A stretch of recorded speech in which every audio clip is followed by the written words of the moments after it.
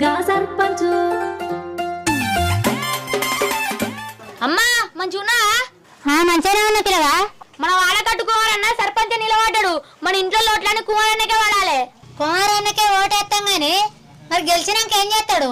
అమ్మా నేను గెలిచినాక మొదలు మన ఊర్లో హాస్పిటల్ కట్టిస్తా. మన ఊర్లో నౌకలు 2 రోజులు బొచ్చేడు మంది ఉన్నారు. ఒక మంచి కంపెనీ కట్టించి ఉద్యోగం ఇప్పిస్తా. అయితే గాని మా ఇంట్లో 4 ఓట్లున్నాయి. మరి పైసలు ఎంత ఇస్తానవు? అమ్మా మా అన్న ఇప్పుడు పైసలు అంటాడు. గెలిచినాక అన్ని చూసుకుంటాడు. చల్ ముందుగా ఇంట్లోకి వెళ్ళి అడుగురే. మళ్ళొత్తే బండెత్తేస్తా. దొంగలున్నారు, పచ్చి లంగలున్నారు, మామ దొంగలున్నారు. అమ్మా నమస్తే. మనోడు తెలుసా? మన హైదరాబాద్ రాజన్న కొడుకు.